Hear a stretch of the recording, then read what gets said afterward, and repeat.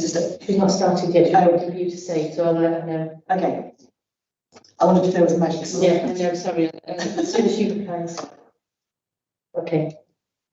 Good afternoon, everybody. My name is Liz Clements. I'm the Council who chairs Birmingham City Council's Sustainability and Transport Overview and Scrutiny Committee. I'm delighted to welcome everybody joining us in person today and those watching from home to this, our first in-person meeting since February 2020. It's wonderful to be back meeting in person. This is a socially distanced last meeting, except when members of the committee or officers are making a verbal contribution. So very warm welcome, and we've got a really interesting agenda today with an update from our Cabinet member, Councillor Wazim Zafar, on his portfolio. So just moving through the formalities of our agenda, just to inform everybody that this meeting is being webcast for live or subsequent broadcast via the Council's meetings on the YouTube site, and that members of the press or public can record or take photographs, except where there are confidential or exempt items. And I assume that also applies to taking shots from the webcast. We've got our next item is apologies. We have 3 councillors attending today, so we ignore it. And there's no apologies for other committee members who are watching from home. We all understand that difficult circumstances under which we're meeting today, and I'd like to particularly thank the officers who are attending today, and Asima and Kerry and Emma who made the practical arrangements. Declarations of interest. As ever, we have a number of standing declarations of interest, but are there any declarations that pertain to today's meeting in particular? Not seeing any.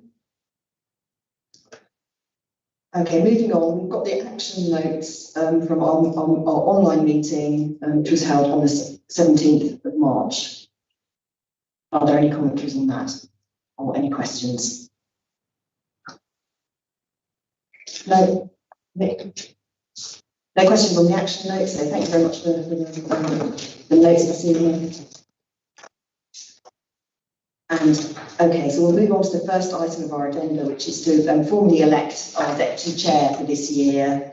We discussed that in June at our informal meeting, and I'm very pleased to say that since that meeting, Councillor Julie Johnson has accepted the nomination as the vice chair, and I'm very, very pleased about that. She'll do an excellent job, but I'd just like us to vote formally so that she's enthroned as our deputy chair for this municipal year. So can everybody who's in favour of Julie Johnson presiding as vice chair raise their hand?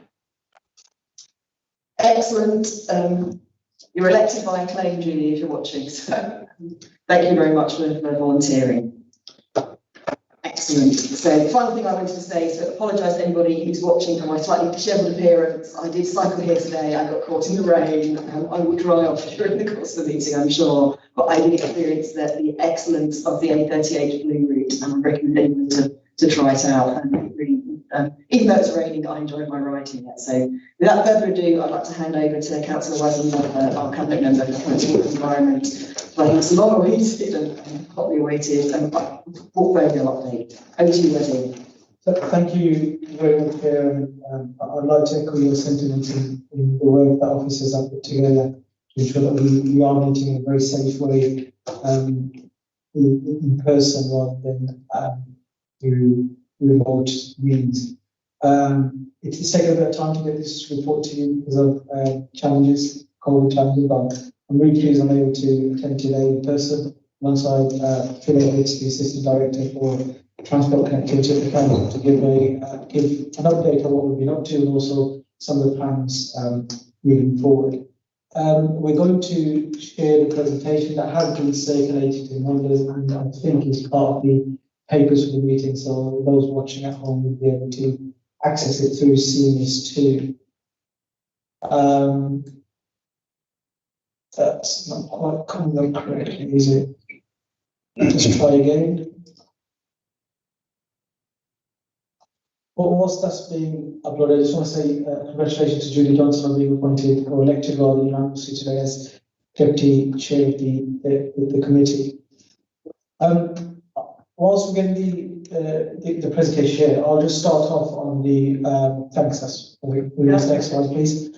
On want to pick up on the Birmingham Transport Plan. Colleagues will be aware that we went to have the consultation last January after a very high-profile launch of this of the draft Birmingham Transport Plan, which attracted local, regional, national, and even some international coverage with some of our radical ideas. The consultation process was coming to an end when the pandemic started, and since then the priority for myself and officers of the council shifted to providing some support to tackle the pandemic initially, and also develop and implement the emergency Birmingham Transport Plan. We're really pleased that we're able to use some of the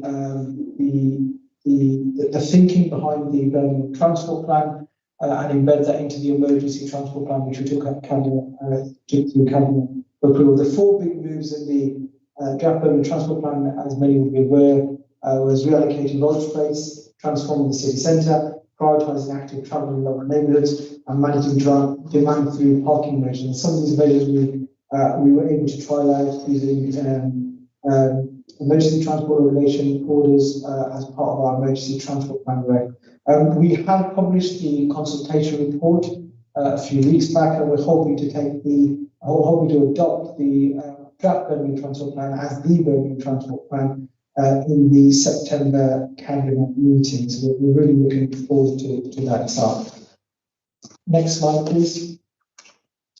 Chair, our work around climate change and air quality has been a major priority. In fact, tackling climate change is one of the key priorities for the local authority. As many will know, we declared a climate emergency a couple of years back, set up a task force which has been working on developing an action plan which was approved by full council in January 2021. One of the key aspects of the work around tackling climate change is appointing a team of officers to drive this forward, not just in the city council, but across the city, and also drive through a cultural change within the organisation where tackling climate change is seen as and acted as well as one of our key priorities. And obviously they deliver the action plan. The first appointment, the appointment of the Assistant Director of Climate Change, will be made very, very soon, and during the month of July we've started the process, and we're hoping to appoint somebody by the end of this month. Colleagues will no doubt be aware that the Clean Air Zone launched on the 1st of June as planned, with enforcement and charging beginning from the 14th of June 2021. So as of 14th of June, we've managed 6,000 and approved 6,000 exemptions for those that work and live within the Clean Air Zone area. We're hoping to publish some data, some very early data in the next week or so. We want to be absolutely open and transparent about the achievements of the Clean Air Zone, but also the challenges of the Clean Air Zone, not just to colleagues across the council, but to the wider public of the city. And we hope to publish the data on a monthly basis in a very open and transparent way. So I'm hoping that the first set of data will be published in the coming 7 days. I'm really challenging officers to do that as soon as appropriate.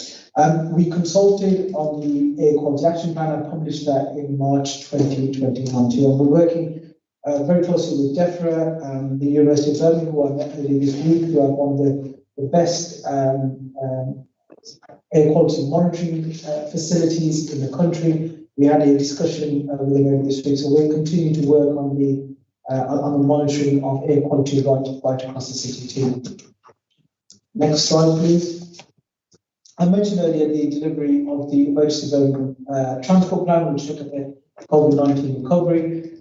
We were tasked by government to deliver the first tranche of the active travel fund resources within 8 weeks, which we achieved. And we also received a sizable amount of money to deliver tranche 2 of the project.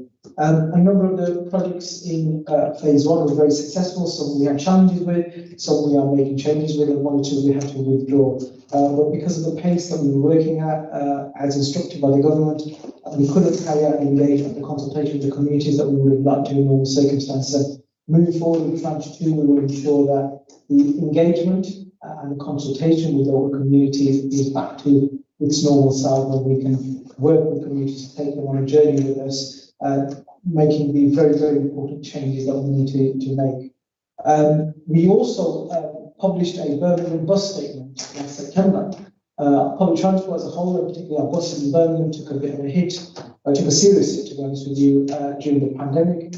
And to reassure the bus industry, to reassure those that worked in the industry, we wanted to publish a Birmingham bus statement to convey and re-emphasise how important they are to our city. So we published this statement. I don't think any other city did this. And we put all the projects that we're working on with respect to buses into one document. I was pleasantly surprised that there's over £150 million worth of projects which are currently now related to buses in our city, improving the reliability of the buses, but also improving the emissions that buses give out. We've got the electric buses on the 6th route from Solihull to Birmingham. We've also got the hydrogen buses on order. The 20 should be delivered very, very soon. But for me, 20 is a start. We've currently got a bidding through to government via the combined authority for another 200 hydrogen buses before the Commonwealth Games with the infrastructure. Because the aspiration that myself and the leader have is that we want Birmingham to be a test bed, a national test bed for hydrogen buses. We want to absolutely do it. We've been talking to people in the university sector in recent weeks. Myself and the leader were on a visit to a business which specialises in hydrogen infrastructure and the development of hydrogen technology only last Friday in Harvard. So we're really looking forward to how, as a local authority, we can work with the private sector, the education sector, the entire city to develop this new strand, which will obviously support the green recovery in our city. How am I doing for time? Okay, good time. Okay, thanks. So key funding that we've got into to approve, to deliver on many of our aspirations. In February, Cabinet approved the Transport and Highways Capital Scheme, 6-year rolling programme worth £237 million.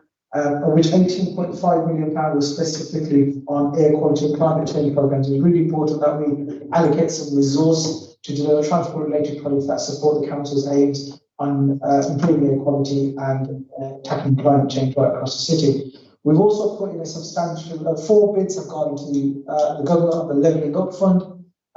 Nearly £20 million has been submitted as an application for the Dublin Road improvements. I think this committee has seen a number of tranches of the number of versions of the Dublin Road scheme. I think you will appreciate that the ones we most recently as a cabinet approved very much reflect the policy areas that we want to support.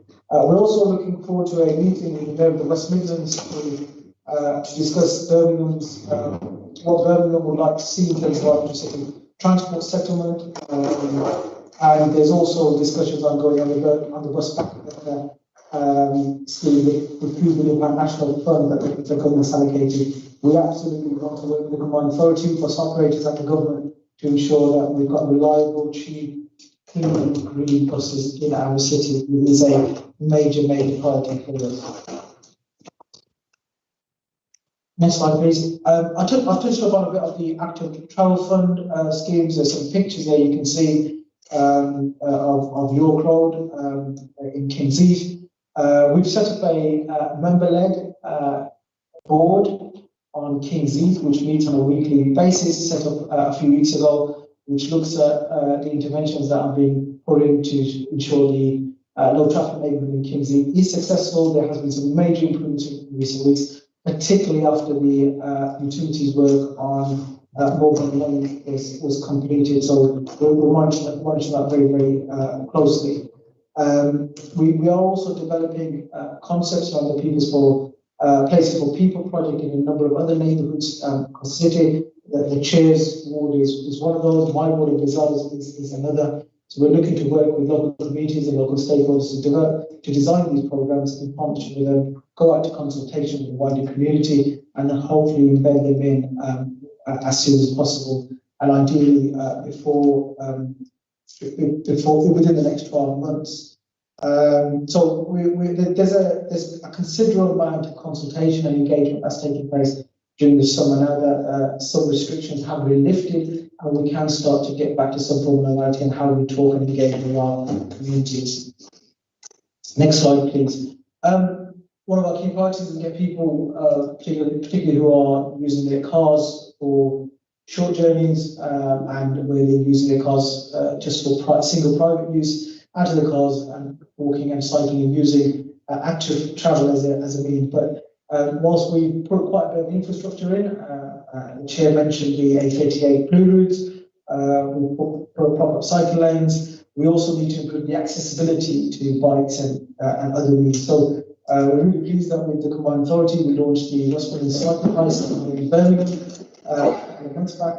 We're also into the e-scooter trial, which has also got some challenges. And ironically, this afternoon there's the first meeting of the backbench e-scooters group. So Councillor Fred Greenlord has accepted my invitation to chair a backbench group of councillors, cross-party councillors, to look into how the e-scooters trial is progressing within our city. Councillor Huxtable, are you the Conservative rep on that? I am. Yes, Councillor Huxtable. Councillor Huxtable views the Conservative rep on most things in the council. He's certainly the Conservative rep on the. I'm sure we'll come back to the procedures. Can I just interject just briefly to welcome Councillor Zaid Chowdhury? Just to remind, sorry, I'm don't annoy people, but if you're wearing face masks, can you wear it over your mouth and your nose, please? Thank you very much. The e-cargo bike has also been, bike trial has also been successful. We've got bikes out, the council's got some of our partners have got some too. It's a project that's managed by us. I know the West Side bid has got an e-cargo bike. Their bid manager, my colleague, on the old one, my colleague, is somebody who's very, very frequently seen with his e-cargo bike. He's actually lost quite a bit of weight. He was telling me yesterday at a meeting because he's been cycling the length of the West Side Business Improvement District.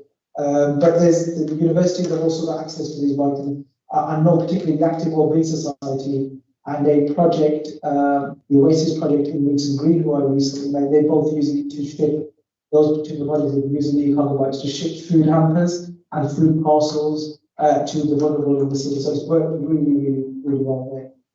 We're school travel and getting more people to walk and cycle to school and use public transport to school is again another one of our priorities that we're working on. And we've got a record number of schools engaged in the Multi Stars project. We've got 12 car-free school streets, which are currently live. We're looking to double that this summer. So there's a lot of good work that's taking place around school streets. And through each other, I'd like to again thank Councillor Huxtable for his support of that particular project, amongst other things. Next slide, please. Thanks. The delivery of public transport is absolutely essential. We work very closely with colleagues at Transport West Midlands.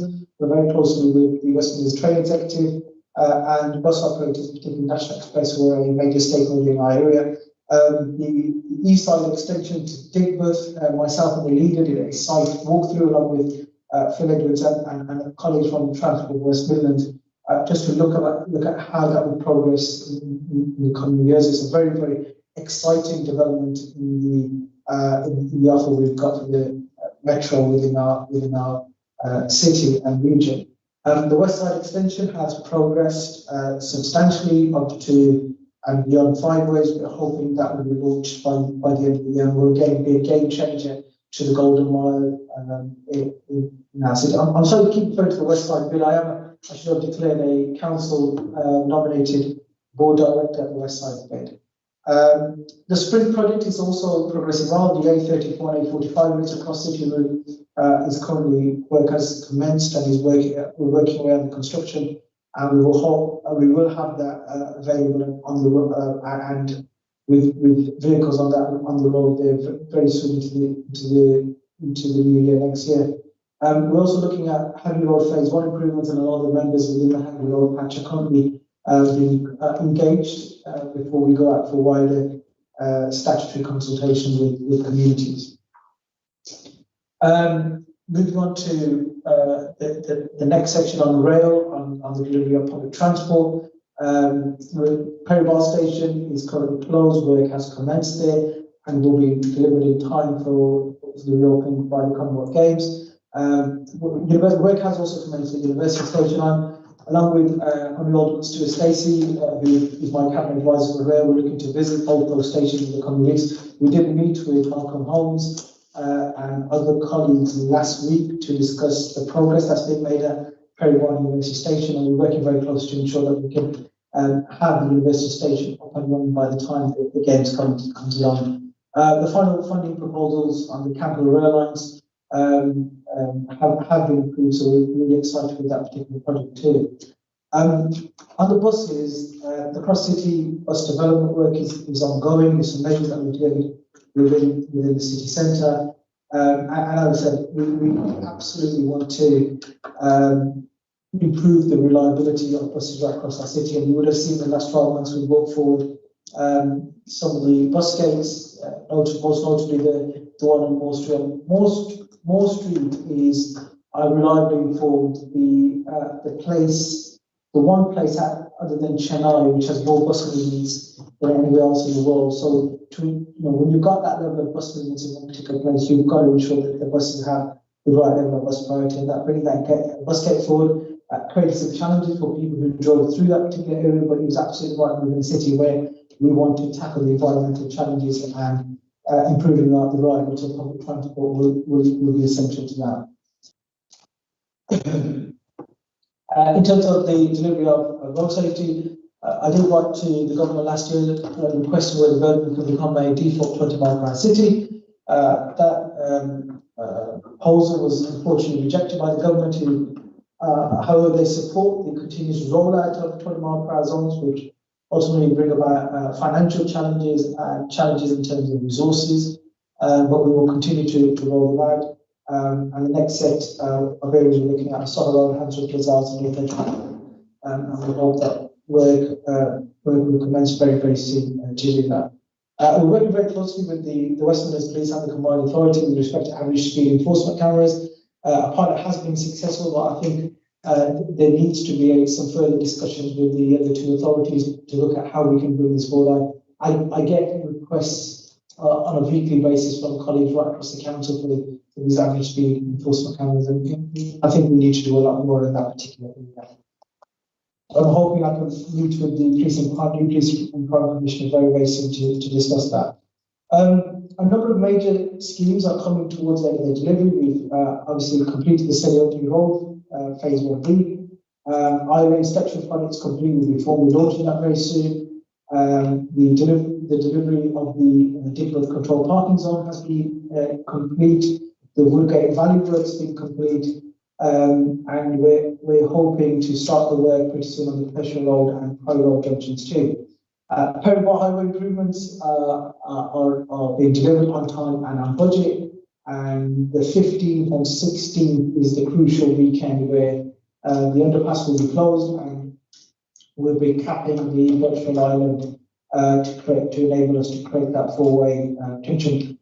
There are some challenges through there, and I think when you take this, the Peripheral Highway project, you take the train station project, where you've got that lane closure, which they desperately do. I have had some conversations with officers with the contractor that delivering the train station to see if we can open up a second lane, but they absolutely needed to deliver that project on time.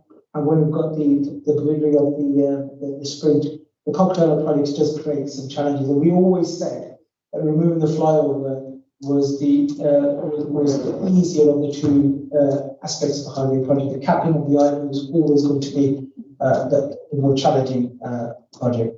We're hoping to complete the Snow Hill public realm project pretty soon, and hopefully by next spring and latest next summer we can complete the quite radical Southside public realm project too.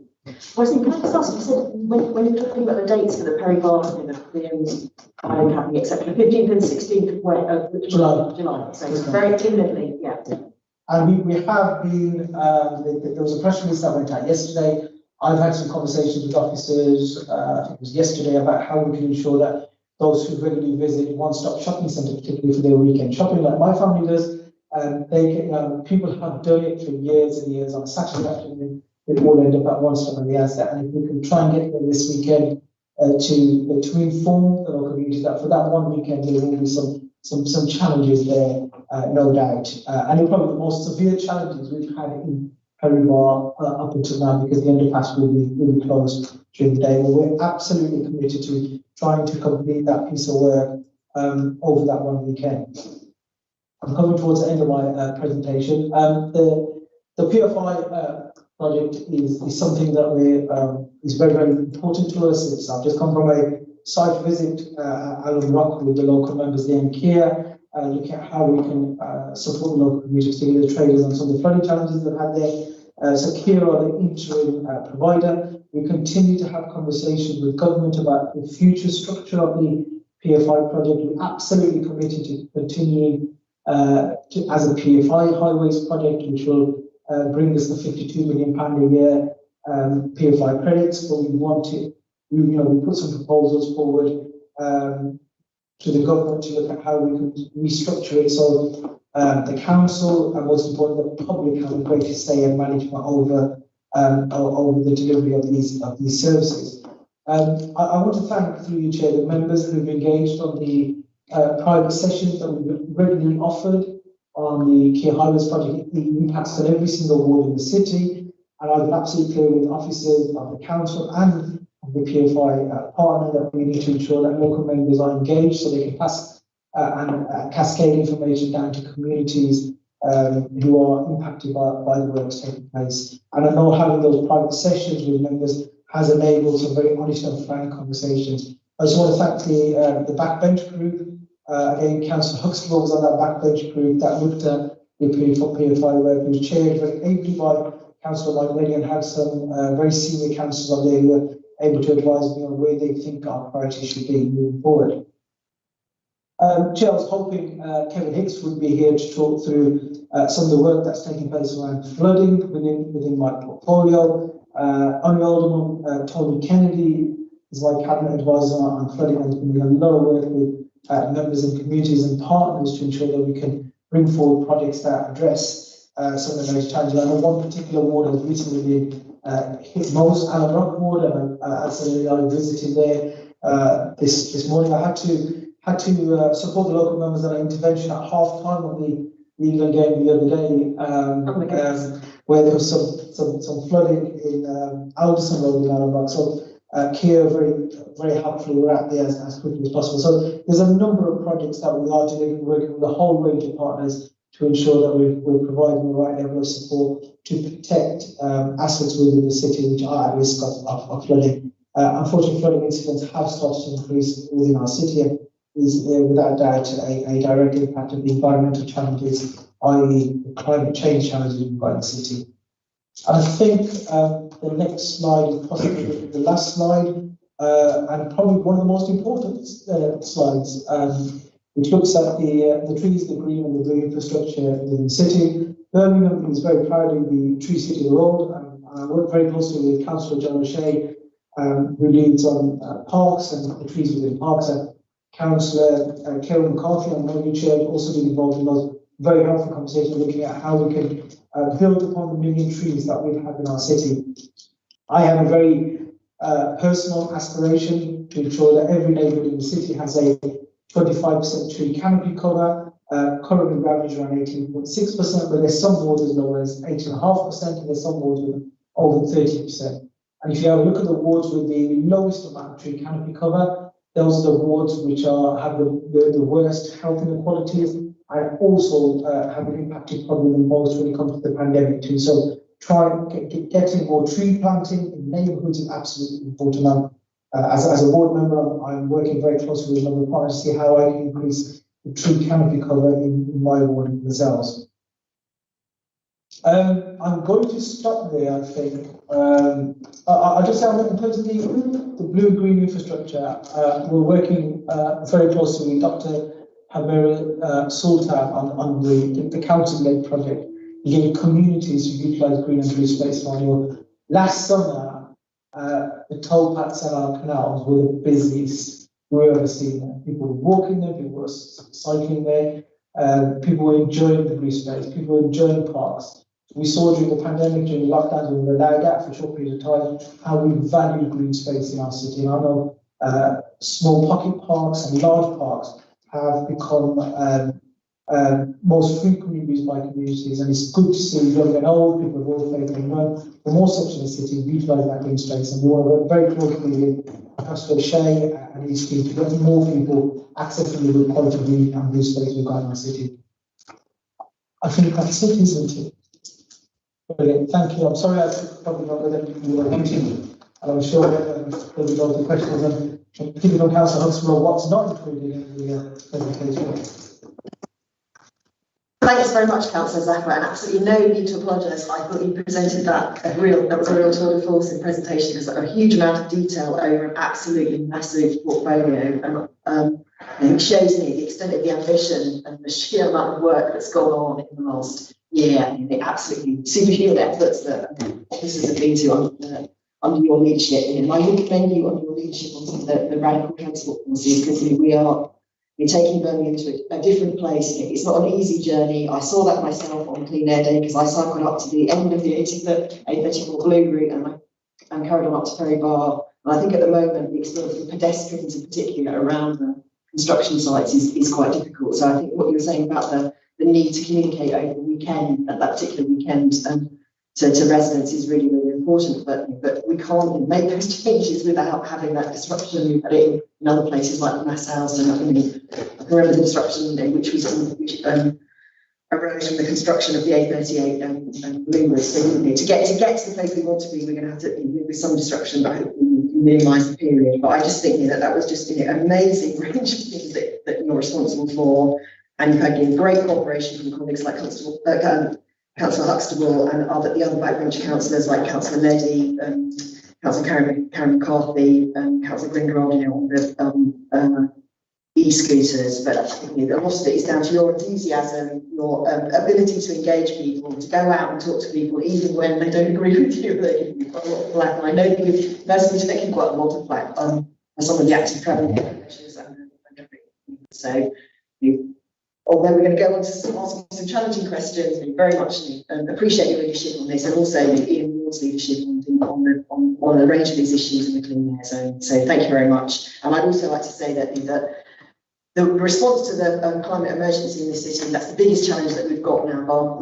except with the pandemic. And again, you've played a really important leadership and coordination role there. And what I would say, really, without wishing to strike too much of a bomb note, is that I wish that there was the same level of engagement right across the council. And I think that's going to be the biggest challenge as we move forward in tackling climate change. And again, so looking at your enthusiasm and the way that you engage people would help to pursue that change across the council. Okay, so I'll just open it up for questions now, and I'll just invite members to put their questions to you now. Tim. Yes, thank you, Chair. And first of all, echo the Chair's comments about the presentation by Councillor Zafar, and comprehensive in many respects. In no particular order, starting with flooding and flood management, and I mentioned this at our March meeting, I'm getting increasingly concerned that there seems to be slowness in getting a river coal partnership set up. We've heard from this committee on many occasions what happens to residential properties and businesses when the river coal actually floods. We've got two very good models in the city, the River Tame and the River Ray, where the partnership working that is referred to in the presentation has actually made a huge difference and actually worked. But I don't see that vision in terms of getting everyone together in terms of the river coal. And I think this is something that has become increasingly urgent. I know that Solihull Hill Council, working with the EA, have taken measures along some sections of the river coal within Solihull. And it's just a case of what are we going to do in Birmingham regarding this important blue infrastructure. And as I said at the March meeting, there are so many things that we can do that not only helps flood management, but also improves biodiversity and air quality and improve the local environment as part of these flood defence measures works, such as creation of flood meadows and everything else like that. So I'd like to hear from the Cabinet member his thoughts on that one. Turning to the metro, again, looking at the longer term vision, yeah, you know, really pleased we're getting east side sorted, really pleased we're getting west side sorted. You know, where are we in terms of getting it to the airport? The Smithfield Master Plan quite clearly mentions a rapid transit corridor through Smithfield, but no one can tell me where that is actually going to, and time scales and everything else like that. And the infrastructure needs to be built at the same time as the development, because it just costs too much in terms of retrofitting. And I think we're missing a trick in terms of the vision there. You know, it's all very well protecting a transit corridor, but you know, where's it going to go to? You know, how is it going to be funded? What bids have we made? What future proofing have we done, etc., etc. And of course, that all ties in quite neatly with the high speed to in station city centre, given that Smithfield is the location nearest to that station.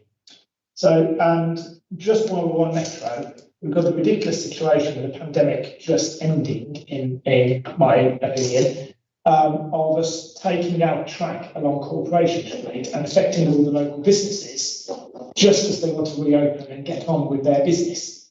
And I understand the reasons why: track realignment, fitting of the Delta Point junction to allow the east side development, metro development to go ahead.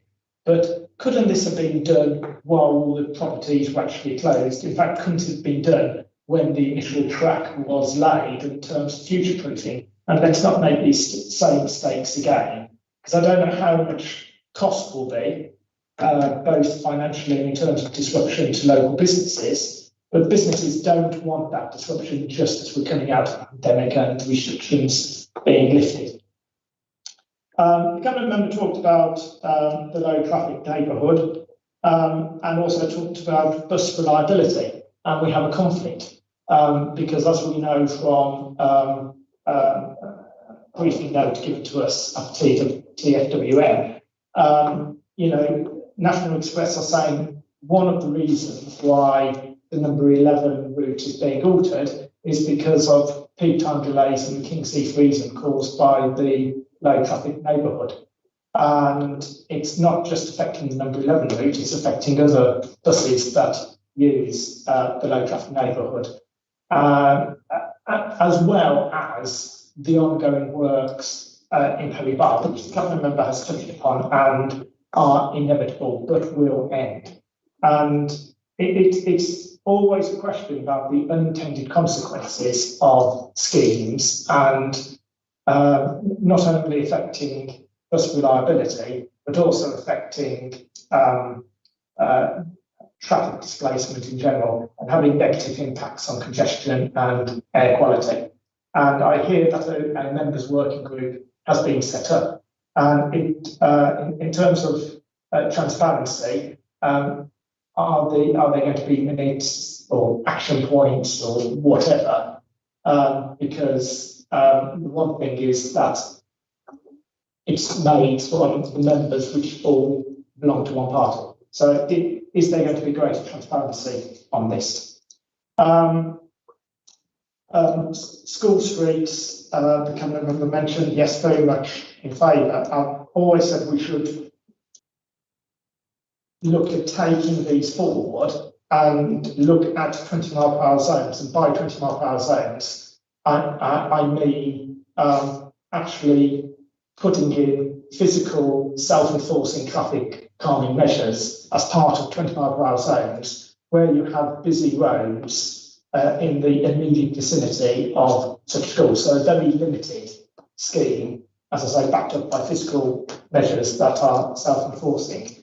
And are we going to see more of those, especially where we have these school street pilots? Because I keep on banging on about one of them in my ward and not getting anywhere at the moment. And of course was one of the petitions that I submitted at the City Council last week. It's Gilbert Primary. Yeah, which I've bent Phil Inwood's ear about on many an occasion, along with his team.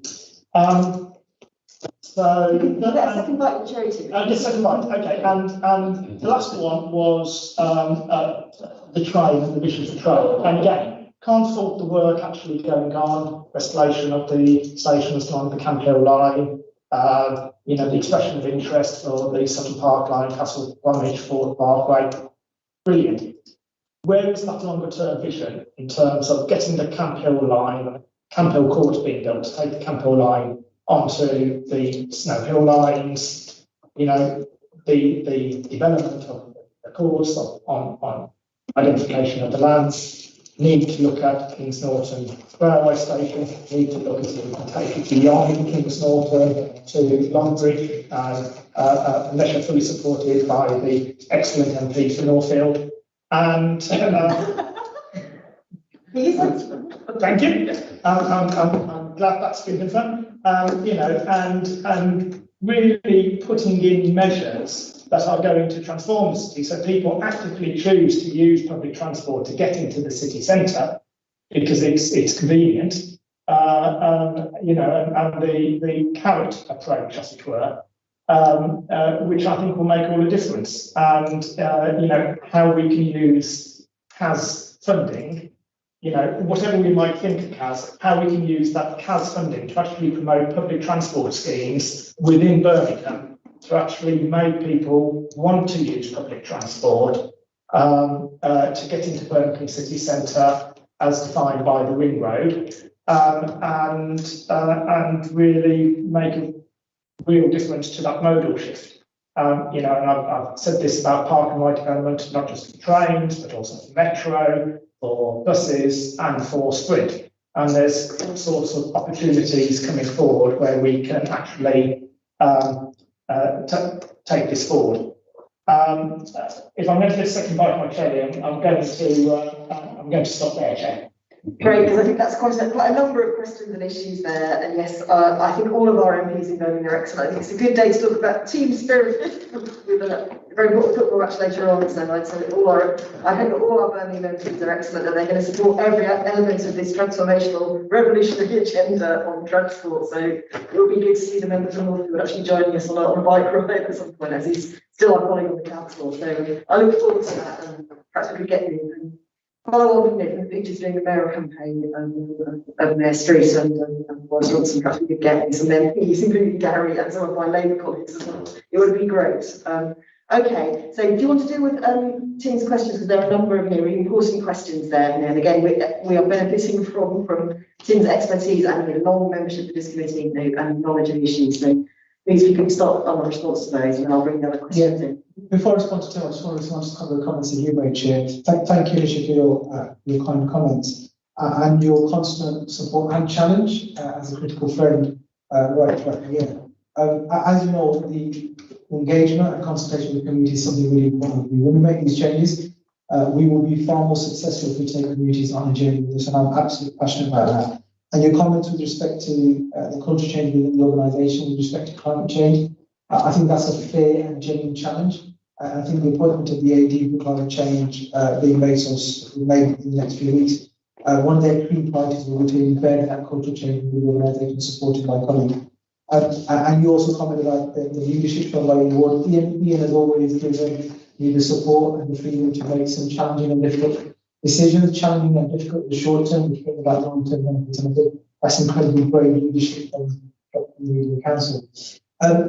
Moving to Tim, Tim is a vital asset to this technology. I always say his knowledge of a number of areas of work, particularly around transport, is something that I personally benefit from, and I will always work with Tim, and we've got a very good cross-party relationship where he's supportive, but also very consistently challenging too.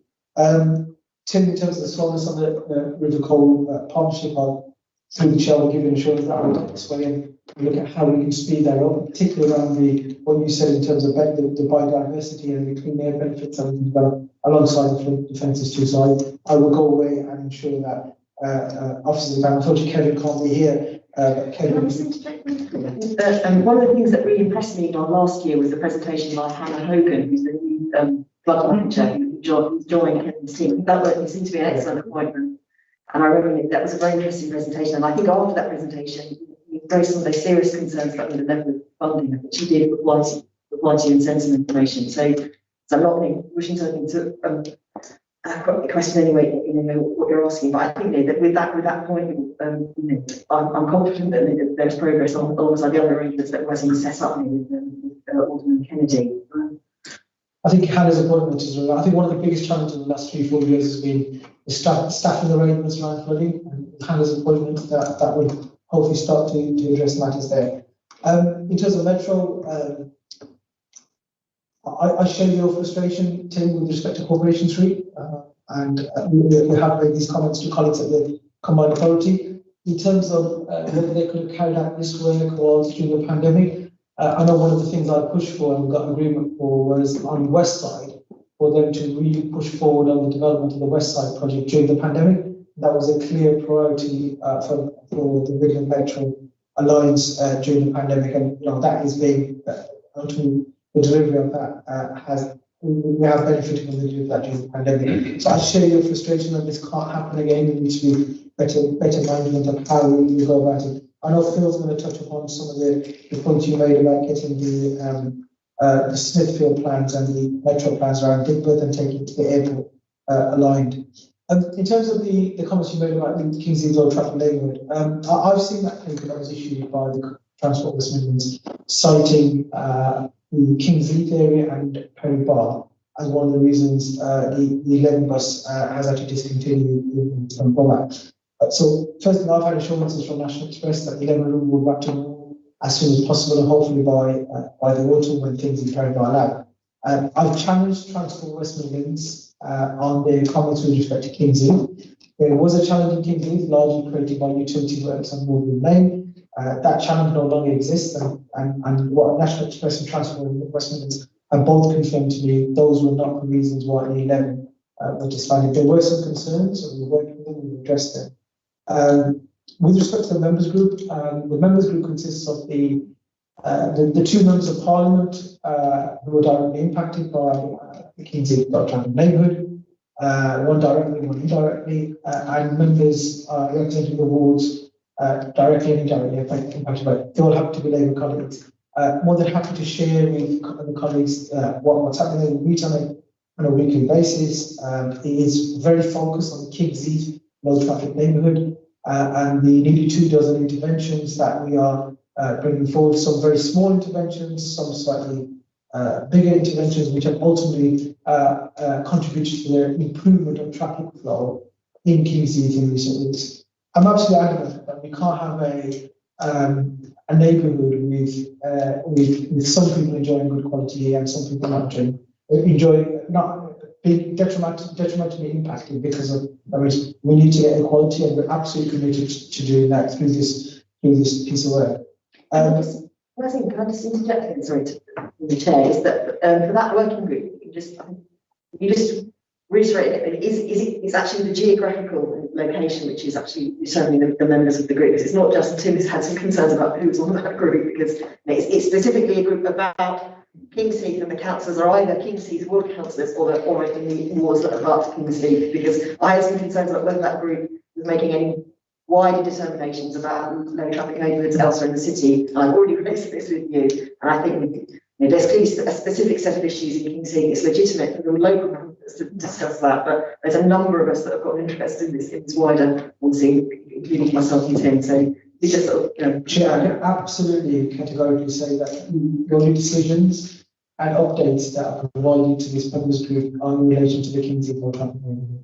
I know a number of other members have interest with respect to the low traffic neighbourhood pilots, whether it's your ward, my ward, and Castle Vale, and others. There are no decisions made at that member engagement board in relation to anything else. This is looking at how can we get the Kings Heath low traffic neighbourhood right, so the impact that it was having, particularly when the utility works were taking place on neighbouring wards, can be diminished. So colleagues such as Mary Locke, Captain Ira, Davis, Kerry Jenkins, and Martin Straker wards were their constituents directly impacted whilst those works were taking place. Things that we stop is really important that we continue to address any further concerns. In terms of school streets, I'm not, so Tim, have you had no communication about the Chilcot Private School in the council? Not that I recall. Okay, so I'll go back and look into that. I'm hoping you may get some good news on that, but I can't promise you that. I just need to check. I was trying to check on my phone, look for the email that I might need to. We might have a look at it at the end of this meeting, and there might be some news about whether that's in the next set of measures that we're making. In terms of your ideas with respect to 20 mile per hour zone and maybe 20 mile per hour limits and reducing speed around schools, I'd really like to explore that a bit further and see how we can potentially do that, particularly as I said earlier in my presentation, we've got a number of areas that we're looking at moving forward. Well, it's been done on many years, and Councillor Clements will know from, for example, King's Norton Girls' School, King's Norton Boys' School, where we've done precisely that. And can I just say, the officers who helped develop those schemes, both the constituency engineers, Sally Khan, and officers from Phil's team, including Phil himself, have been brilliant at these types of schemes. But there seems to be a bit of a, in my opinion, a bit of a hiatus. But we've got the expertise, we've got the knowledge, they've been proved to actually work. So, I just like a sort of momentum in the literal sense of the word, not political sense. So I can commit to looking into that, absolutely. Phil's going to pick up Campbell stations in a second. In terms of CAS funding, and using to improve, let's say, CAS revenue funding and using that to improve public transport. So some of the products we already earmarked, some that really are the hydrogen buses, the Campbell stations, the cross-city bus service. Absolutely moving forward. If there is other resources generated through clean years on revenue, we absolutely wanted to utilise it to support that model shift from single occupancy private car to public transport. But also measures that improve sustainable transport in the city, so walking and cycling right across Birmingham too. Before Tim comes back, is it okay if I hand over to Phil? Yeah. Who's going to talk about the metro and the campaign stations? Questions, please. Thank you, Chair. Thank you, Gareth Member. In terms of the future work, I think it's probably quite an opportune time just in terms of context that we've been very much foot to the floor in terms of delivery on a whole range of things.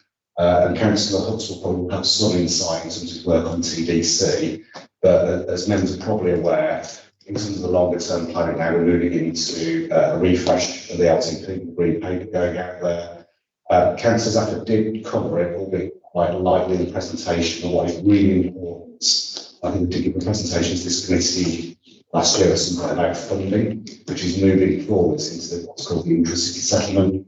This is the big capital settlement for mayoral combined authorities, which will stretch over the next 5 years. So as part of those discussions, and I had an afternoon and evening of this on Monday this week, is very much a discussion around future schemes and also, very importantly, which I'm sure we'll all appreciate, is how it's paid for. So, the metro schemes, and this links to the rail as well, is very expensive. So we shall think that through with officers at TFWM and my counterparts in the other districts about how we can get into that fund. We're talking as councils on those, probably tens of millions of pounds to develop that infrastructure. So that's ongoing.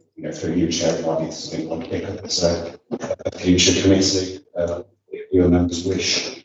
In terms of specifics, there are a number of ideas. We've got ideas, as we're all aware, the Mayor's got ideas about routes he'd like to push forward. We are certainly, as Birmingham City Council, combined authority, and also Solly Hall, very keen to get that rapid transit improvement between the city centre here, picking up the benefits of HS2, and then also the major developments out of the interchange.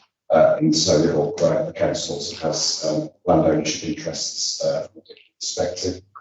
In terms of Smithfield per se, again, it does come back to money to an extent. I think at the moment the work there is certainly to protect that corridor through that planning process and make that passive provision that we can get the metro through there without needing to go back. A lot of expense with metro is removing and moving statutory intakers apparatus. So what we don't want to do is part of that development, put all that apparatus in the ground, and then have to spend significant sums of money, then moving it, is a real cost driver. But happy to keep on feeding that in.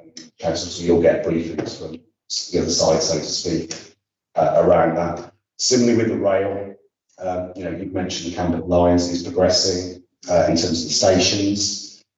We've pitched in, as you said, for Southern Park Line. That's part of the future funding there. But it really does come down to the longer term planning where the Midlands Connect to get the actual real cash to do the development work to develop that infrastructure. That's what we need next. So we're kind of moving into a phase of probably quite detailed planning, some of which will go beyond the city settlement, probably for delivery in 5 years. Can I just one other thing? I've managed to check my emails. Good news for Council Huxtable is Chilcot Primary School will be included in the next rollout of school streets. That's excellent, because when the schemes, those sort of schemes were first introduced in Surrey Hall, I think that a number of us thought that back when Chilcot would be an ideal location for a school street. Back to you, Tim, but I'm aware that we've got some questions that come in from our colleagues who are watching online, and so I want to give Dacre and Nick a chance to answer these. Well, Chilcot was one of the original pilots for the school street, so that's already been set up. But it's a specifically a safe route to school scheme, a 20-mile-per-hour zone of self-control scheme, traffic calming, potentially. So enhancements. So enhancements building on the great work that the school has done in terms of the school street. Speaking. Okay. Coming back, just a couple of issues. When the CAS funding was first mentioned, there was talk about because all Birmingham residents would be contributing towards the CAS in terms of being drivers of HGVs, of private cars, whatever that would be charged, that each ward will receive an allocation of surplus CAS funding for local air quality improvement measures in their own wards. I've urged the Cabinet member to reconsider that because, at the moment, the first tranche of funding is all within a very defined geographical area. And if we're going to have it and we're going to generate things, then let's look at air quality, let's look at reducing congestion across the whole city. And in terms of the Midlands Connect and the great rail collaboration. One thing I forgot to mention, apart from Kings Norton Railway Station needing to be looked at and to make use of the middle platform there, which is completely disused. And of course at Northfield Station, the middle platform there is completely disused as well. We've also got a disused platform 4 at Snow Hill Railway Station just sitting there, and rail capacity will return, I'm sure, and return with a vengeance. And we've got infrastructure there, we've got assets just sitting idle, which could be used and make a substantial change as part of that whole rail vision to how we move around the city. And it just seems silly that all that infrastructure which exists is just sitting idle. And I take Phil's point about you're talking a substantial injection of capital for these, but at the end of the day, we need to continue pressing because it just looks bad that there's all this idle infrastructure, all this idle capacity, and could all be unlocked in the general scheme of things for a relatively small amount of money. Certainly a small amount of money compared to the whole High Speed 2 project. And we always said these schemes would add added value to High Speed 2 and the benefits it will actually bring to Birmingham and the wider region from a public transport perspective, and leave a public transport legacy after the new shiny glossy stations have been opened and services start. Because High Speed 2 is just part of that journey, if you excuse the term. It's those agglomeration effects, that holistic thinking that's going to bring huge benefits in terms of the public transport system all across Birmingham. Thank you, Chair. Thanks, Tim. I think what I'm going to do is ask you to hold back your response to that. I'm going to invite Councillor Brown and Councillor Chowdhury, if you want to ask any questions. I've got a question here from Councillor Quinlan as well. So just because I'm afraid it's only just the dialogue or a three-way conversation. So you want to put your questions and then we'll come back and ask for a response here from Wazim and Bill. Nick? Okay, sorry, thank you. My question will be very quick and very short. Regarding Peripherals, I was in Peripherals on the weekend, and by one stop, by one to you immediately our back through traffic. And I hope that you just mentioned that something will be done to improve the traffic congestion. Regarding the trees, when the trees are damaged or something, and we cut them off, and do we replace like for like trees, or and where do we replace them? Same location or some different locations? 20 miles long, I think we need to roll out to all over Birmingham city to save our children, and I hope sooner it is better. Thanks, David. That was very concise but very important questions. And as you mentioned trees, I'm just going to butt in and ask Councillor Quinlan's question, because Councillor Henry Quinlan has commented. She very much welcomes what the Cabinet member said about increasing tree canopy across the city and ensuring that there's good coverage in every ward. She's very concerned that during the autumn, during leaf fall, that it seems to be a struggle to keep up with leaf clearing, especially in her own ward of Handsworth. And residents are concerned about this, and she has a similar commentary in relation to pruning of trees. And I have actually, we've got a Teams chat going to the meeting, so I have commented that I think the leaf clearing is actually something which would fall into another colleague's portfolio, but obviously it's a general concern about the state of pavements in the autumn. So if you could comment on that, please. And then Councillor Brown. Okay, thank you, Chair.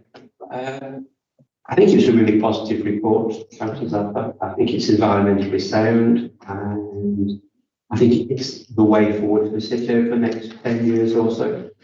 Just wanted to raise a couple of points in terms of implementation at grassroots level along with the strategic stuff, which is sort of concentrated on here. But the first point, and this is specifically in terms of Tyburn Road, it says on page 13 that the air quality baseline report to be published summer 21, and the CAZ fact sheet to be published beginning July 21. Are those available as of now?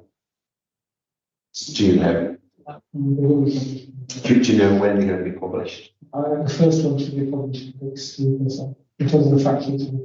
Okay, is that for the CAZ ones, or was that for the air quality baseline ones? So the CAZ fact sheet we look at, we'll share a considerable amount of data in relation to the clean air zone. The air quality monitor, that should be available. Can I take that away and come back to you? Yeah, and if you can't, if you could just send me a copy of that, I'd really appreciate it. So thank you very much for that. And then the other thing was just some like really personal type of comment. You noticed on page 14 says on the Birmingham bus statement, it's like Ready When You Want campaign, and I'm assuming that links into the COVID-19 recovery programme.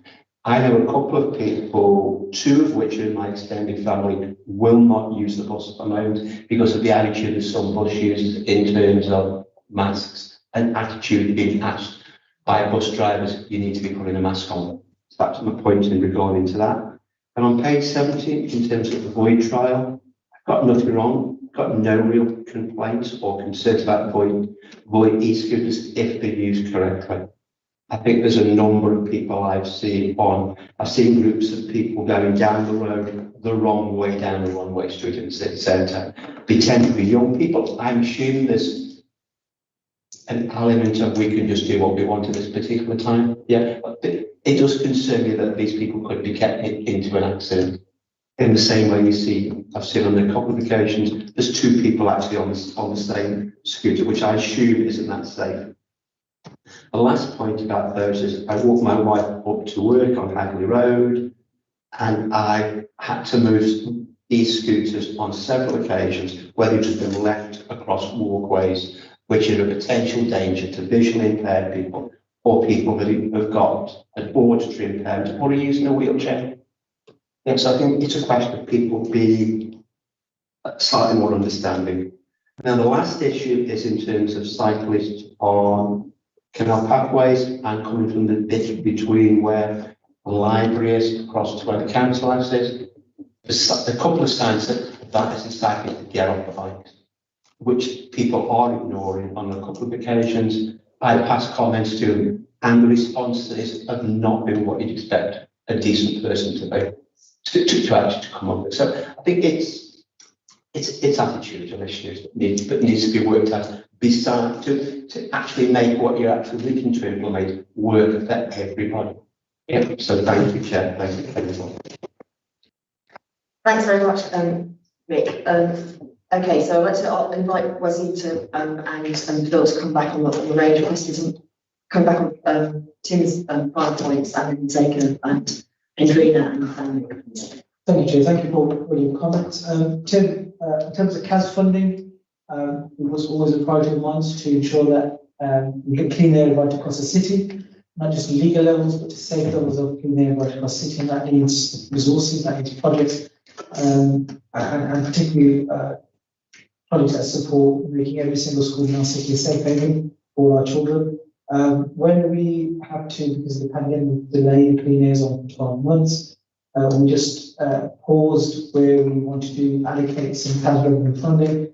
The water funding is still a priority, and moving forward, once we get some initial data, I'd look to bring that back as soon as possible.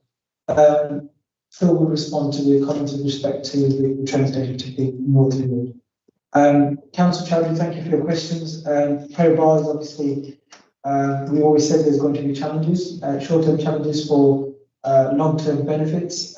We've spent over £1 million on traffic management through Peripherals, between the number of projects, some of them delivered by via us, some of them delivered by the combined authority. This weekend will be, the following weekend will be particularly challenging, as I mentioned earlier, but we're doing all our best, and we're hoping that by autumn, the traffic flow through Peripherals will increase substantially, and obviously with the project being completed in the new year, we'll be in a far better place. In terms of trees, yes, we do like to replace them like for like. Sometimes they're not, the tree that's taken out, we can't have a new tree planted right on the same location. We look for the nearest location. But if there's any particular concern you have in your ward or in your community, I'll be more than happy to take them on. I'm pleased that you agree with us that 20 mile per hour needs to be rolled out right across the city, and that's what we were trying to do with government last year. Unfortunately, they knocked us back. And the irony of that is with Wales, the Labour government in Wales allows towns and cities to do there. They allow Scottish cities and towns to become 20 mile per hour default overnight. We get us in Birmingham, we can't do it. The campaign continues, and I know we've got quite a lot of national support. It's good that we've got the Liberal Democrat support on that as well. Councillor Quinlan, as the chair mentioned, I appreciate what she's saying in terms of cleaning leaves off our pavements and off our roads in autumn. They do create some safety hazards, but unfortunately, over the years, the cuts to our resources the local authority has reduced and diminished the service that we can provide in our city, and that's one of the reasons my colleague Councillor Shea can't commit as much resource as we would all like in the need. So, in terms of pruning of trees, again, if she's got any particular areas that she wants me to look at in her ward or anywhere else, more than happy to do that. Nick, thank you for your comments. We've met previously around Tyburn Road and air quality around Tyburn Road. You're incredibly passionate about improving air quality for all constituents, and that's very laudable, and we will work with you on that. Where I'd say we don't just want to get to the legal and safe levels in the city centre with the liaison. We want to ensure that every community, every ward in the city has legal and safe levels of air quality, and your ward in Gravely and your constituents need exactly that too. So we will continue to work with you on that. We've done a lot of work with partners on the West Midlands Bus Alliance. The chair of the Transport Committee, Kath Hartley, and myself are two people who attend regularly the Bus Alliance meeting. They've also been having weekly meetings during the pandemic.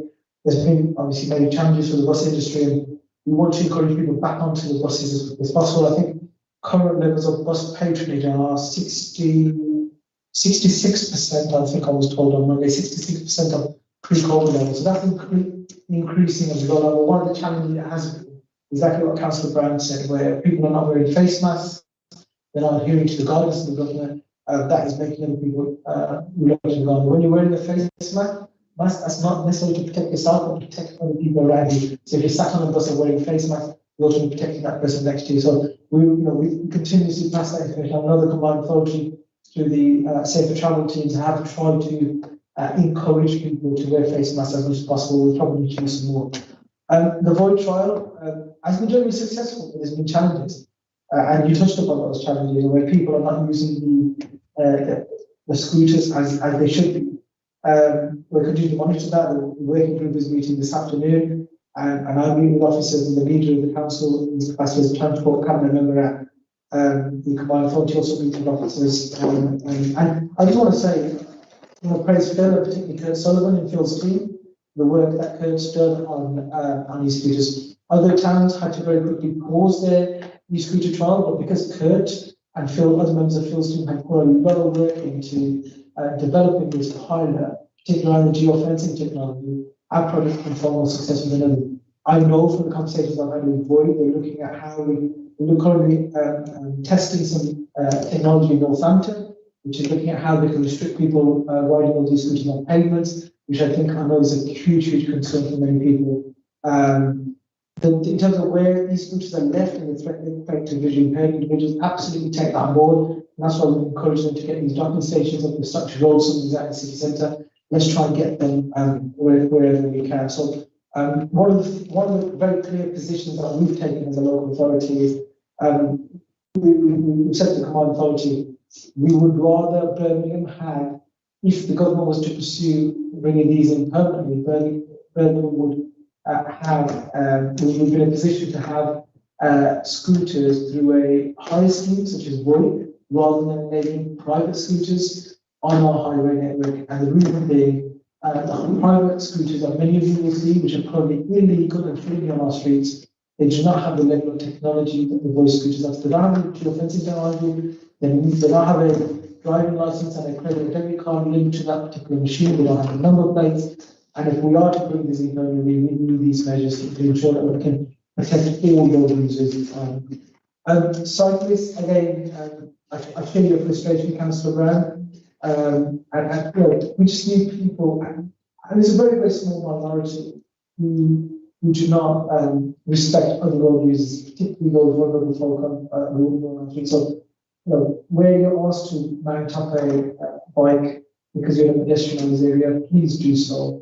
But I will take this back and see what further messaging we can do to encourage people to abide by those. I know sometimes the canal toll paths are really busy, and I know in the summer that's sort of way, and the summer they're really very busy. It does at times become quite congested on the toll paths. And in my capacity as a regional board member of the Crown River Trust, I'm working very closely with them to see where we can bring about further developments to open up access. But in terms of cycling and cycling infrastructure, I see the canals infrastructure as a supplementary infrastructure. The main infrastructure that I see moving forward is what we've done with A35, 38, and others in the public cycling. We need to have rolling cycling infrastructure. So the canals is an extra layer, because in the winter months, it's when it gets dark very early, without lighting up the whole canal toll paths, without people cycling down there. So that's not sufficient. What still comes in on the stations and station improvements that Tim's talking about? I just want to say on the e-scooter trial, I welcome the fact that there's a docking station. I'm just being passed on down the side of the council house, but I have serious concerns about the way that these scooters are being used in the same way that Councillor Brown does. And I think it's really important that the officers and people in the working group listen to the testimony of the disabled people, which you find in a documentary which was done on ITV, compared by Chris Chilhoy. It's been on In Touch, which is the Radio 4 magazine programme for visually impaired, and also Law in Action, because I think on the In Touch programme, there was testimony from a young woman in Cambridge who feels that she can now no longer, as a visually impaired person, walk to work because these e-scooters simply making improvements too dangerous. So I think for me, the basic requirement would be, yes, we must have hire schemes which are regulated, and the regulation should include compulsory helmets. It should include ensuring that the scooters make a noise, because that's the other thing, that they're silent. And if you look at the ITV documentary, the footage of Birmingham city centre, people running at speed all over the pavement in the city centre is quite scary. And my personal belief is all the way down the road that I live on to Bourneville station, they're just littered all over the pavement. So at a time when we're trying to encourage people, including vulnerable people, to walk, we're actually creating a series of obstructions on the pavement. So I think that we need to be extremely careful about the future rollout of these e-scooters, whereas they're giving some people freedom and mobility, but in other circumstances, they're actually making it less possible for people to move around on pavements. And I would say the same thing about cyclists. And if you're an adult, you shouldn't be cycling. Well, no one should be cycling on the pavements really, but adults in particular should not be cycling on the pavements or through pedestrianised areas in the city centre. Sorry to use my position as a chair of a round, but I feel really, really strongly about these scooters. Noted. Just very quickly, because we're running out of time. Okay, well, I was going to say perhaps in that case about e-scooters in pedestrian areas in the city centre, enforcement action could be taken against the gentleman on page 17 of 32 of our presentation. It's obviously on a pedestrian area. The mayor of the West Midlands are just in front of me, so But there's no evidence of You won't the actually mayor. move it, but static picture. We've got other evidence.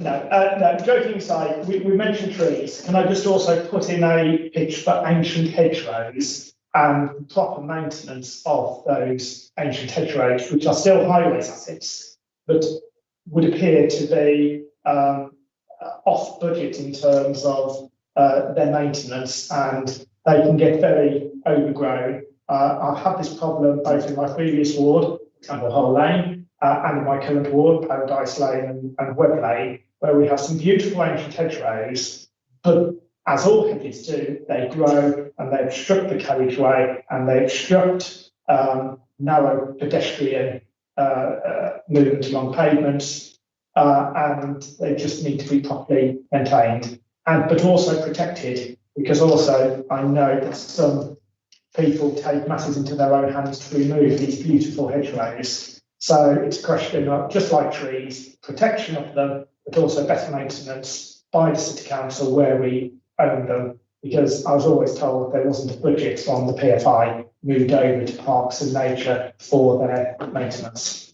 Thanks, Tim. And Phil, sorry to interrupt you there, but please go ahead. Yeah, thank you, Chair. I think in terms of Councillor Huxtall's comments, I agree. There's a lot of infrastructure out there that we need to make best use of. Some of the platforms do depend on some new other infrastructure that we were talking about earlier in the meeting, and also kind of train paths and capacity.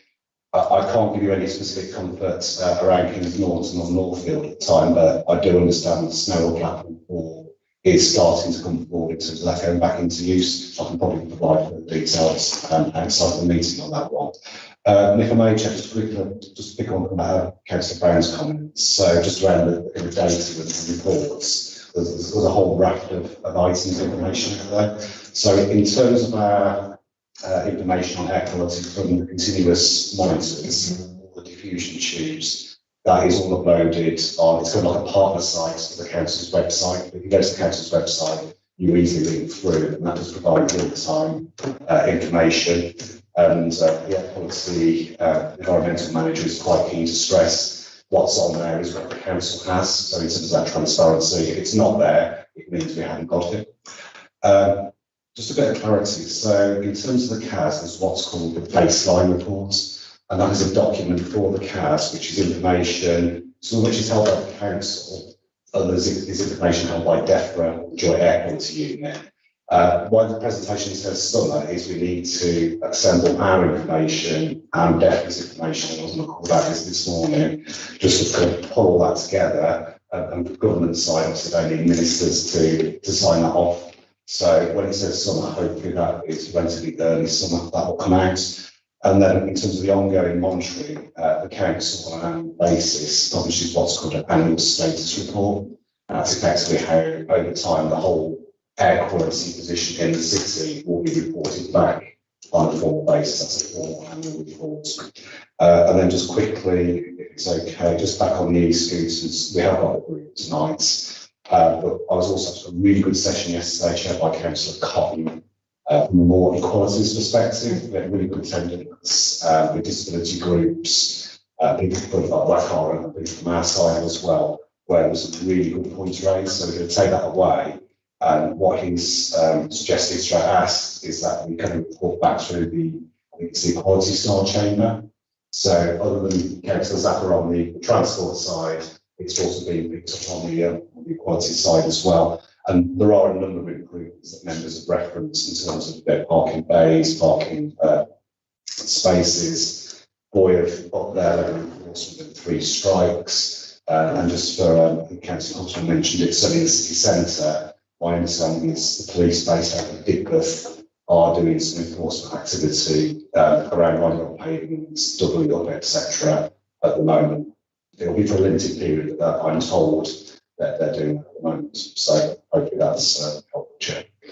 That's really good to hear. There was a very tragic incident in Wolverhampton involving a private e-scooter and an illegal private e-scooter where a young man actually died after an incident where 2 people were using the scooter. So we need to also follow it and every effort to discourage people from using private e-scooters.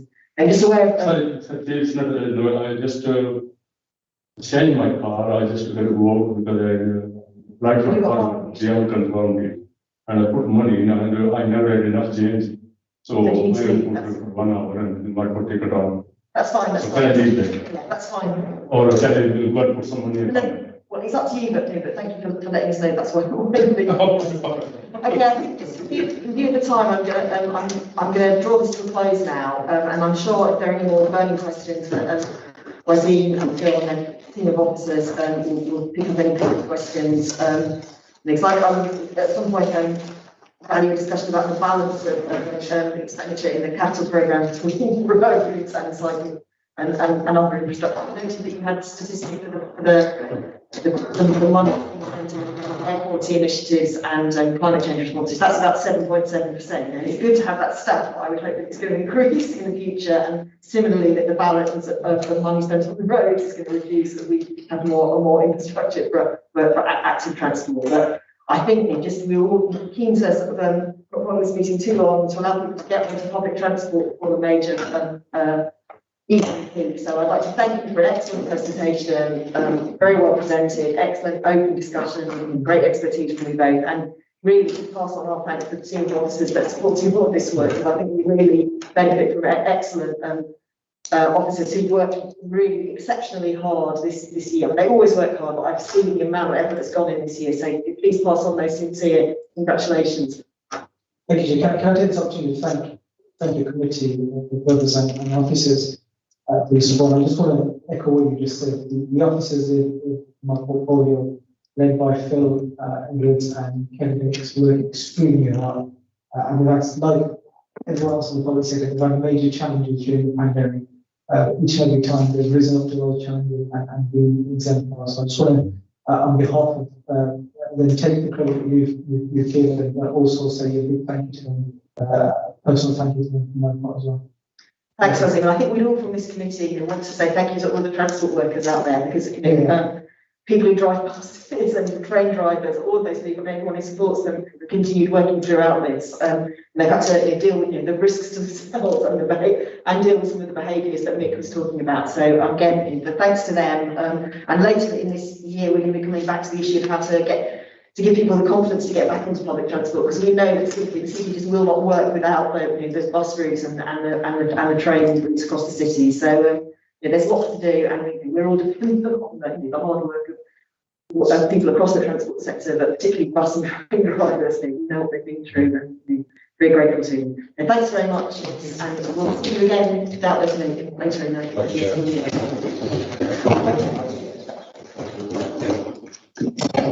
I'll get back to you. So our work programme, which was circulated, it's called the Peripherals, and is on seniors. Yeah, we did discuss this at our school meeting in June, and it was circulated, and I got comments back, from Nick and from Tim. So has any member, got any comments on this now, and they've got the first stand on the agenda? Go ahead, Tim. Yes, especially if Phil's still here, if Phil can stay for literally 2 minutes. Literally two. I'm going to be 326. I made this thing, I made this comment at the last meeting, and just, I've been following it, so follow it up, is that planning and regeneration work on urban regeneration frameworks for centres. And I know in the cabinet member's response, he does talk about the importance of local centres when designing traffic schemes for them. So, you know, this is on page 16 and 32, local centre improvements and supporting measures, local. And it's the transport and environment aspect of these urban regeneration frameworks, and you know how we can look at those and say, look, these can actually be improved from both public transport, from an active travel, from a environmental perspective. So I know you talked about open space as part of the plans resource of Bordesley, and you know, more green space, more trees and everything else, and how they work with what we're trying to do in terms of more housing. But obviously you need supporting infrastructure to support that housing, but it's absolutely essential we don't lose that greenery, we don't lose those trees and everything else like that. And it's how Phil's team can actually incorporate what we need to do within these urban regeneration frameworks. And I've seen some draft urban regeneration frameworks, which have been very good in looking at these types of things, and I've seen ones that look very, very poor. I mean, I share your concern, because we discussed this obviously in June in our informal meeting. I think, obviously your concern is urban regeneration frameworks across the piece, but I was just saying, we discussed last month the specific example of Smithfield, which I thought was actually disappointing in terms of the amount of green space that there is there, particularly given the campaign that there was for a city park. And I think you were, Tim and I were both present on the briefing for councillors about the natural refurbishment strategy, where there's an aspiration to increase the amount of green space. But again, it doesn't mean, to me, the targets haven't been set yet, they're not challenging enough. And I think we've tried to, because you sent us some comments about that following the discussion at the informal meeting in June, and if you look at section 3 of the work programme, there's a bullet point, environmental, public open space and transport issues within City Council work plans, including Smithfield and urban regeneration frameworks, because there's so much rich detail in what we said. It's quite challenging to capture that in a single item for the work programme. But your concern has been noted. We're going to try and capture it in the work programme through the year. But Phil, do you want to come back on that? Just briefly, because I would like to draw this to a close imminently. Yeah, thank you, Chair. As I think you both said, there's probably good and bad in terms of what you discussed. I think it will be useful. I think from what you say, Councillor Huxtable, it's not maybe the transport, it's the actual environmental credentials that you seem to be referring to. No? Well, no, it's also how we can look at a local centre and in terms of urban regeneration framework, and they want to change the telemetry, the geometry of the existing road layout in order to make it safer, in order to get that better traffic flow.